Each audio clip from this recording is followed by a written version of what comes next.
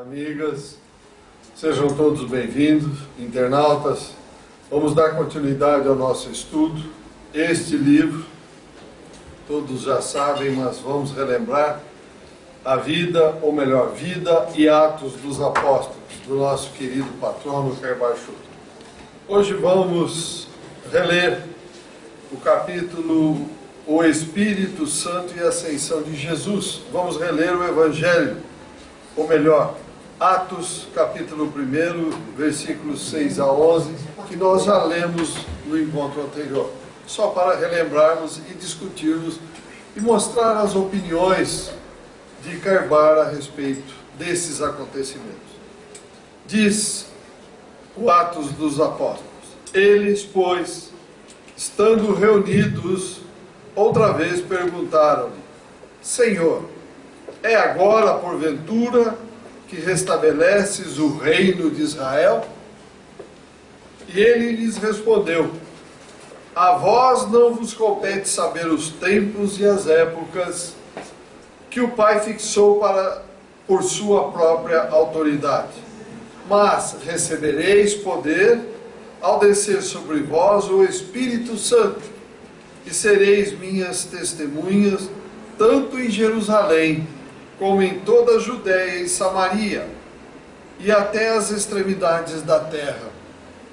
E tendo dito estas coisas, foi Jesus elevado à vista deles, e uma nuvem o recebeu e ocultou aos seus olhos.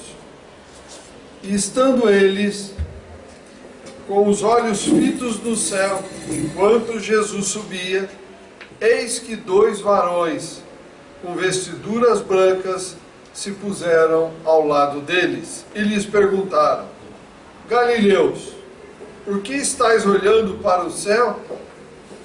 Esse Jesus, que dentre vós foi recebido no céu, assim virá do modo como viste ir para o céu. Então vamos ver agora os comentários que Caibá tece a respeito disso. Em uma obra anterior do próprio Caibá, ele fez esclarecimentos a respeito da palavra Espírito Santo, que a cada passo se encontra nos Evangelhos. Não será demais, entretanto, estendermos-nos em certas considerações a esse respeito, para que os leitores melhor compreendam o sentido das Escrituras, e principalmente os Atos dos Apóstolos, que agora ele pretende fazer alguns comentários. As antigas Escrituras não continham o qualificativo santo quando se falava do Espírito. Todos os apóstolos reconheciam a existência de espíritos, mas entre estes, bons espíritos e maus espíritos. No Evangelho de Lucas, capítulo 10, ou 10º, lê-se: aquele que pede, obtém; o que procura, acha; abrir-se-vos-á ao que bater. Se vós, sendo maus, sabeis dar boas dádivas aos vossos filhos, com muito mais forte razão, vosso Pai enviará do céu um bom Espírito àqueles que o pedirem. Então, Lucas capítulo 10, versículos 10 a 13. Não fala enviará o Espírito Santo, mas enviará um bom Espírito. Foi só com a tradução das antigas Escrituras e constituição da Vulgata, que é a Bíblia que nós conhecemos hoje, que esse qualificativo Espírito Santo foi acrescentado, com certeza para fortificar o mistério da Santíssima Trindade, diz Caibá, tirado de uma lenda hindu, aventado por comentadores das Escrituras, que desde logo, após a morte de Jesus, viviam em querelas, em discussões sobre modos de como interpretar a Escritura. Essa mesma Trindade é que foi proclamada como artigo de fé pelo Concílio de Nicéia no ano 325 da nossa era. Isto após ter sido rejeitado nos 3 concílios anteriores. Então, o mistério da Santíssima Trindade veio criar uma doutrina nova sobre a concepção do Espírito, atribuindo ao Espírito, quase revestido do qualificativo santo, um ser misterioso, incriado, também Deus e coeterno com o Pai. Esta é a versão de Carvalho. Então foi desvirtuada, diz ele, por completo da sua verdadeira significação a promessa de Jesus. Então não representa para as igrejas romana e protestante a difusão do Espírito, ou antes, dos Espíritos, que por ordem de Deus e enviados por Jesus viriam restabelecer todas as coisas, mas sim um dom sobrenatural, um movimento de cérebro e de coração que Deus operou unicamente nos apóstolos no dia de Pentecostes. Então vejam como ele toma um cuidado muito grande, o Caibar, ao comentar isso. Então, na realidade, se nós levarmos do jeito que está na Santíssima Trindade, nós veremos um Espírito incriado como Deus. Na realidade, os Espíritos fomos nós ontem, seremos nós amanhã quando estivermos desenfaixados do corpo físico. Somos santos porque voltamos ao mundo espiritual? Não, não. E nós sabemos, está muito claro dentro da doutrina espírita, que a Trindade universal é Deus, Espírito e matéria. Deus criou o Espírito para que, interagindo na matéria, evoluísse para retornar a Deus e ficar lá em estado de beatitude e adoração? Não, isso não existe. Deus, nosso Pai, trabalha incessantemente, cria a todo momento novos fragmentos espirituais. O universo está em contínua e constante expansão, para que espíritos elevados, como Jesus, possam receber do Pai uma nuvem de gases incandescentes, criar um planeta e acolher esses fragmentos espirituais para evoluir, como nós estamos em evolução aqui no planeta Terra. E continua então Caibar. Nós vamos ver adiante, pelo enredo dos trechos dos Atos, que esta doutrina da Santíssima Trindade é errônea, absolutamente errônea. Não só errônea, como também obstrutiva aos princípios cristãos, inutilizando por completo as palavras de Jesus, sua vida e os ensinos apostólicos, únicos capazes de, quando recebidos em sua verdadeira significação, transformar o homem, guiando-o aos seus destinos imortais. Vejam, Caibar é taxativo. Então nós vamos ver de que forma ele vai oferecer para nós argumentos a respeito da Santíssima Trindade. Para maior esclarecimento desta tese, ele convida a nós, leitores, a consultar a importante obra de Leon Denis, Cristianismo e Espiritismo, com especialidade os capítulos 4º, 5º e 6º desta obra, bem como a 6ª nota complementar. Por quê? Porque ali nós teremos uma visão bastante ampla do que ele está falando, desta doutrina que é absolutamente errônea, a Santíssima Trindade. Ao estudar a Bíblia, todo juízo preconcebido nos obscurece o entendimento. O qualificativo santo que se encontra na Bíblia para designar espírito bom não deve absolutamente ser interpretado como um ente misterioso, sibilino, que constitui a terceira pessoa da Santíssima Trindade, mas sim como sendo um espírito adiantado de bondade, de amor e de sabedoria.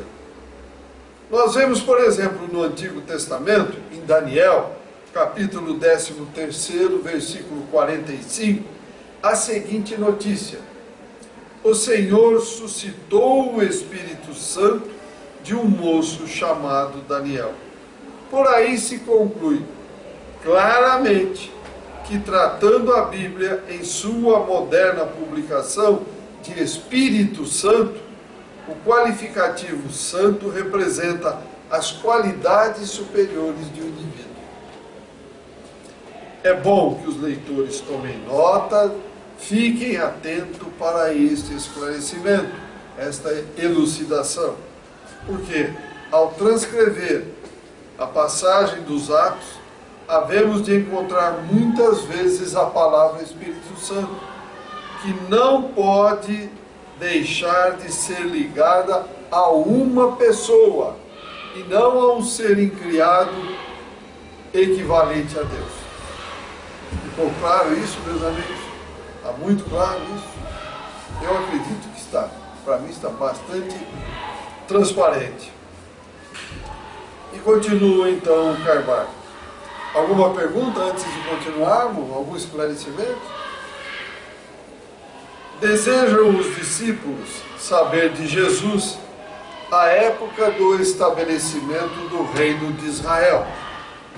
Mas o Senhor lhes respondeu que a eles não competia saber tempos nem épocas, pois a sua tarefa era serem suas testemunhas, não só em Jerusalém, como na Judéia, na Samaria e até nas extremidades da terra.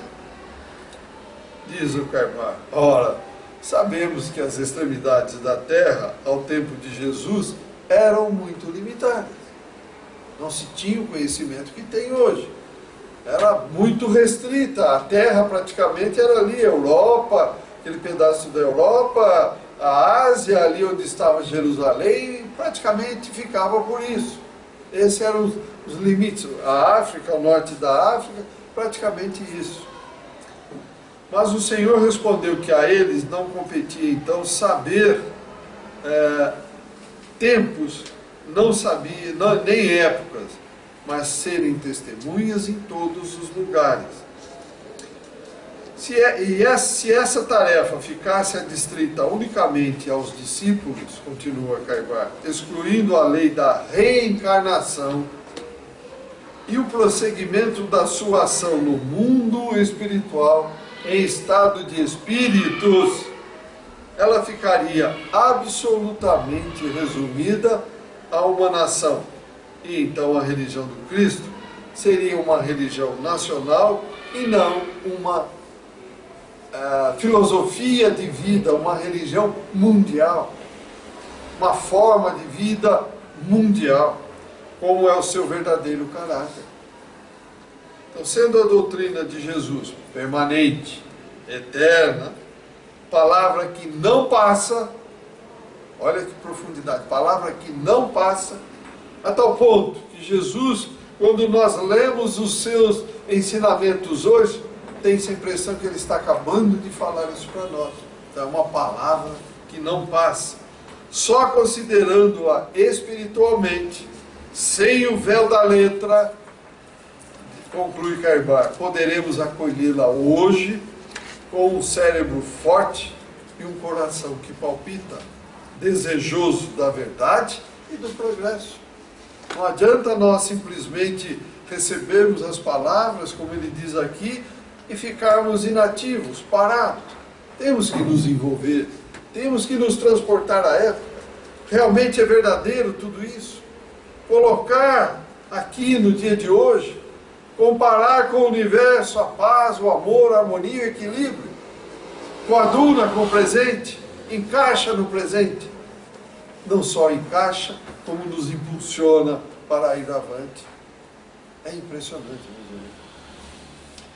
E continua o Carvalho. ficamos compreendendo, além de tudo, que Jesus conversava com os seus discípulos depois de ter morrido. Poderão alguns dizer, nossa, como Jesus conversava? Óbvio que conversava. Os Espíritos conversam conosco contínua e constantemente. Quando dormimos, o que é que nós fazemos? Nós conversamos com quem? Com os Espíritos. E óbvio que Jesus conversava naturalmente com os seus discípulos, não aqui fisicamente, mas de espírito para espírito, dando-lhes instruções e ordenando-lhes a observância dos seus ensinos. Esses 40 dias em que o Mestre esteve com eles foram aproveitados para lhes repetir os seus ensinamentos, firmar-lhes a fé e tornar aqueles que deveriam levar por todo o mundo a palavra da ordem. Torná-los como? Fiéis obreiros, trabalhadores dedicados e envolvidos no trabalho que estivessem fazendo, pois teriam ao seu lado espíritos para os auxiliar em todos os momentos, em todas as conjunturas, e fazerem com que não desistissem, persistissem até o final dos seus tempos aqui na matéria.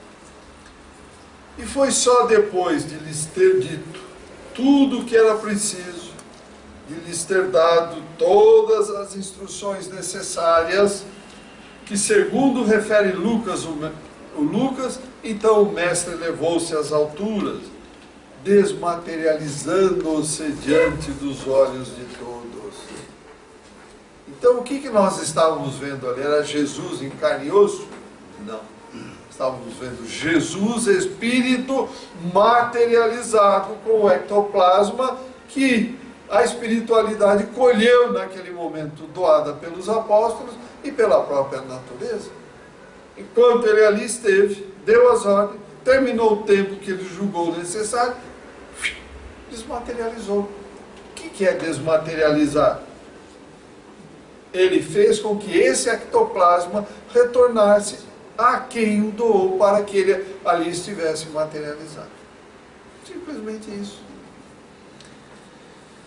Os espíritas, diz Caibar, compreendem bem esses fenômenos de materialização e desmaterialização, tão extraordinariamente verificados com Jesus e referidos nos Evangelhos.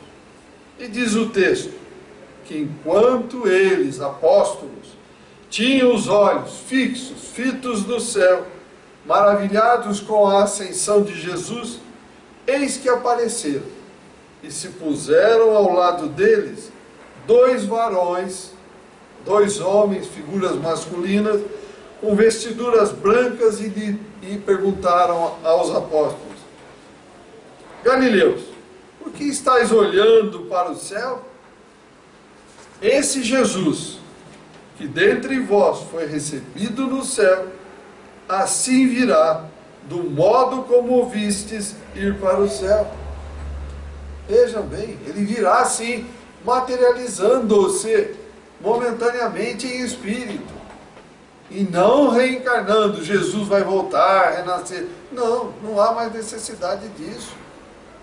Ele já veio, mostrou como nós devemos fazer. Agora é nós que temos que ir até ele. E não ficarmos aqui em berço esplêndido, esperando que ele volte. Isso não vai acontecer. Porque ele está sempre do nosso lado.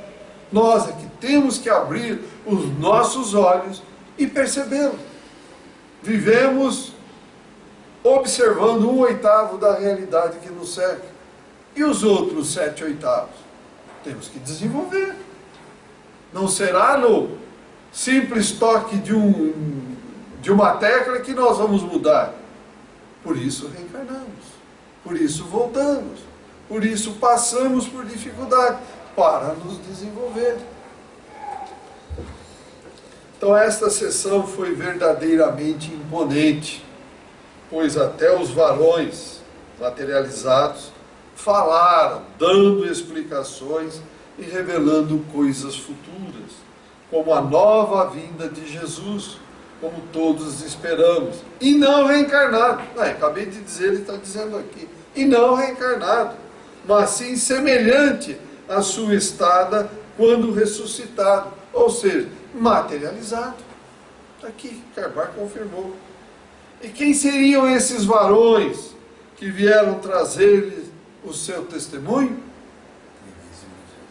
O evangelista não diz, mas nós julgamos que foram os mesmos que se mostraram aos apóstolos no Monte Tabor, como testemunhos da excelsa missão de Jesus, Moisés e Elias.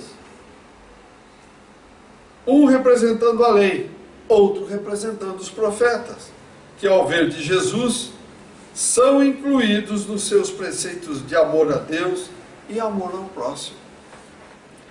Vejam, meus amigos, que informações fantásticas que nós tivemos aqui. Estão aqui. Agora, estamos prontos para abrir um espaço mental, assimilar, pensar, colocar em prática? Ou vamos continuar como sempre fomos? A minha verdade é a verdade absoluta. Não vou mudar, não quero mudar. Se formos assim, vamos preparar a nossa maletinha e vamos embora para um planeta, em algum lugar aí, que foi batizado de Quiron, que é um planeta primitivo, para onde estão sendo levados todos aqueles que não ficarão mais na Terra, neste momento de mudança para a regeneração. Então temos que abrir espaços mentais novos, parar com isso que nós sempre fazemos. Não, estou acostumado a isso, é assim que eu faço, tem que ser assim.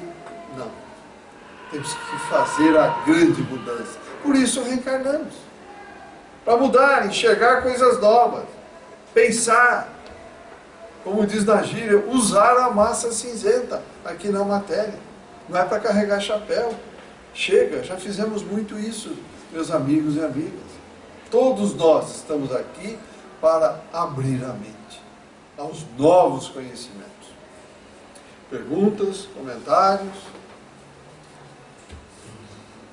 Sr. Maida, Pois não? eu acho o seguinte,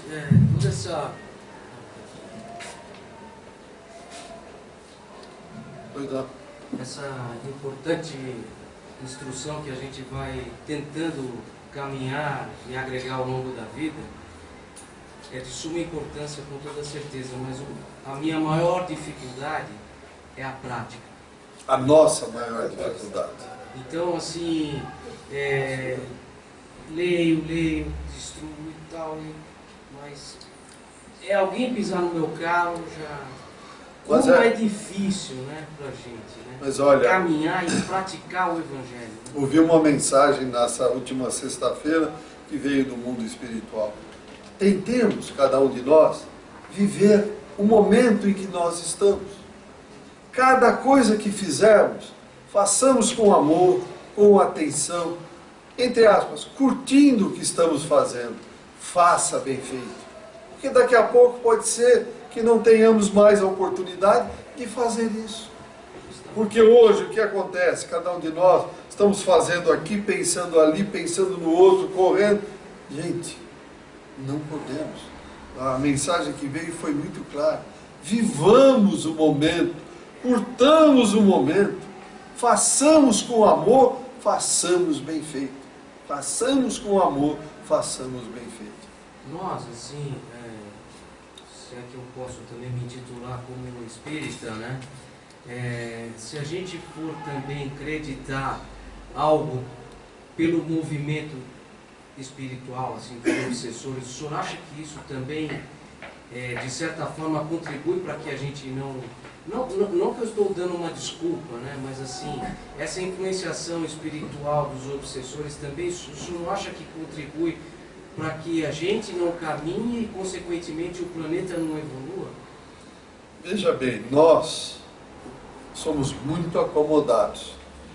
O próprio Emmanuel disse para nós que nós, para evoluirmos, nós temos que seguir 3 regrinhas básicas. A primeira é disciplina, a segunda é disciplina e a terceira é disciplina. Nós somos disciplinados na matéria? nós buscamos a paz, o amor, a harmonia e o equilíbrio do universo? Nós fazemos uma coisa de cada vez? Nós realmente agradecemos a Deus por esses momentos que aqui nós estamos? Não. Então nós ficamos todos meio perdidos, envolvidos, focados excessivamente na matéria. A partir do momento que nós nos focamos na matéria, o que ocorre? Nós abrimos brechas, lacunas e sofremos influenciação, não dos obsessores, dos nossos professores. Porque se não agissem assim, nós não mudaríamos de jeito nenhum. Estaríamos completamente alheios ao mundo espiritual. Então os obsessores não são inimigos que caíram de paraquedas na nossa vida. São amigos que nós atrapalhamos a vida deles no passado. E que eles estão do nosso lado para tentar resgatar aquilo que nós fizemos de errado. Nós estamos em débito. Estamos em débito. E ele só vai parar de nos acompanhar, de nos, entre aspas, nos aborrecer, A influenciação, né? nos influenciar, quando nós mudarmos. Mudarmos como? Paz, amor, harmonia e equilíbrio, que é o que Jesus veio ensinar. Amor a Deus e amor ao próximo. O dia que fizermos isso, e ele perceber que nós realmente mudamos, estamos com o coração aberto ao perdão, ele não vai resistir, automaticamente ele vai ser levado, vai continuar a sua evolução, vai embora para a região que ele merecer. Então o obsessor não é o responsável, não. Sim. Nós é que somos os responsáveis pela nossa evolução. Que provavelmente também, eu acho que a gente, de certa forma, emite o alimento que ele precisa para estar agregado. Então, Não tenha dúvida. os dois poderiam evoluir desde que unissem forças, mas não unimos forças. Veja bem, a obsessão, via de regra, não se pode chegar e arrancar um espírito. Se você fizer isso, vai às vezes até o desencarne. Não é assim. E não é como ele disse, não caiu de paraquedas. Isso é coisa milenar, isso é coisa que vem de longe. E como a gente demorada, sabe, né? Então toma muito cuidado. e como a gente sabe e acredita também pelas comunicações, que quem mais chama é a Somos nós gente mesmos. mesmo. Nós que atraímos contínua e constantemente. Damos brecha. Pela pequenez. Damos brecha, exatamente, pela nossa pequenez. Mais perguntas, comentários? Olá, doutor. Tudo bem? Vai, Pois não, Agostinho. falou há pouco tempo aí sobre as obsessores que estavam lembrando. Mas você não acha que o obsessor ele atrapalha muito mais do que ele ajuda? Por exemplo, eu vi um caso hoje que me chamou a atenção. Uma mãe que tinha ódio da filha. Ela esperou 20 anos para jogar na cara da filha, que não suportava ela, que tinha ódio dela, que ela atrapalhou a vida dela desde o dia que ela nasceu. Eu acho que isso é um obsessor terrível. E uma mãe de sã consciência jamais ia dizer uma filha que já tem 2 filhos, Mas, o cara ficou aquela coitada, ela chorou, ela gritou. mas Agostinho, veja bem, todos nós estamos aqui porque somos comprometidos com o nosso passado. Estamos vivendo juntos, família, enfim, com quem convivemos, exatamente para resgatar, corrigir esse passado tenebroso. Mas não adianta nós imaginarmos que ao chegar aqui na Terra, encarnar, nós só vamos viver em função da matéria. Matéria, matéria, matéria. Não. Nós não somos daqui. Estamos momentaneamente aqui. Somos do mundo espiritual. Então nós temos que estar ligados ao mundo espiritual, ligados a Deus, procurando a paz, o amor, a harmonia e o equilíbrio. Agora, se eu não procuro, vivo o tempo todo voltado para a matéria, só pensando em coisas da matéria, vai chegar no resultado desse. Nós viemos aqui para desenvolver o perdão, para evoluir, para crescer. Essa mãe com certeza deve ter sido muito prejudicada por essa filha no passado. A partir do momento que ela aceitou a filha reencarnar através dela, ela deveria continuar trabalhando para eliminar tudo isso que foi feito. O próprio Cristo disse: amor a Deus e amor ao próximo. Estas são as minhas leis. Ponto final. Mas nós não trabalhamos para isso. Então, meu amigo, aquilo que semeamos, colhemos. Infelizmente. Porque a gente vê coisas que eu acredito o seguinte: não pode ser o normal do ser humano aqui na Terra. Não é possível. Mas veja bem, sim, nós estamos no momento de transição. E nesse momento de transição, todos nós que vivemos na Terra, estamos sendo chamados para dar o que tem de melhor. E o que é que nós estamos dando, a maioria? Não são coisas boas, não são tendências boas, porque estava tudo meio disfarçado. Agora é a hora, sim, sim, não, não, separar o joio do trigo, é a hora. Então não temos condição, então temos que estar pronto para tudo isso. Como diz a doutora Marlene no livro, não será em 2012, mas já chega a hora. Então nós temos que realmente estar preparados para isso. Como? Amando a Deus, tentando amar a Deus e amar ao próximo como a nós mesmos, colocando em prática, que não é fácil, mas temos que trabalhar. Tá certo? O Armandinho estava falando da dificuldade em colocar em prática esses ensinamentos que ele está se esforçando para obter através da leitura e do posicionamento correto. Mas na hora que aparece a oportunidade, a coisa explode, né? Mas, Armandinho, nós não estamos sozinhos aqui no planeta, né? Os nossos mentores, a nuvem de testemunha que todos nós temos, estão vendo o nosso esforço. Uma hora nós vamos conseguir nos sobrepormos a esse momento de ira, de irritação, e vamos conseguir controlar. Porque se a nossa intenção é sincera, os espíritos percebem isso e sabem, os nossos mentores percebem isso, né?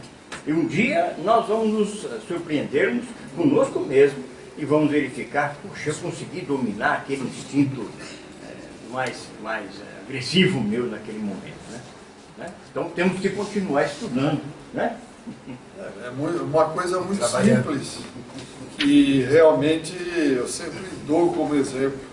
Veja, dentro disso que o Beli falou, quando nós hoje levamos uma fechada no trânsito, qual é a nossa reação? Vá em paz, e Jesus te acompanhe. Não é assim que nós agimos? E é assim que deveríamos agir. Perdoar sempre. Mas nós não fazemos, então temos muito de trabalhar aí. Temos que lutar contra isso dentro de nós. Pegar os ensinamentos do mestre, como diz o Carbar aqui, colocar em prática, forçar, porque senão não tem chance.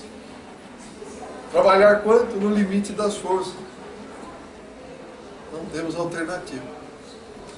Alguma pergunta a mais? Algum comentário sobre esse capítulo? Então, no próximo encontro, nós vamos ver o outro capítulo, a eleição de um apóstolo em Jerusalém. Nós vamos ler o Atos dos Apóstolos, capítulo 1, versículos 12 a 26. E vamos ver os comentários de Carbar a respeito disso. Então, internautas, meus amigos, muito obrigado. Até o próximo encontro.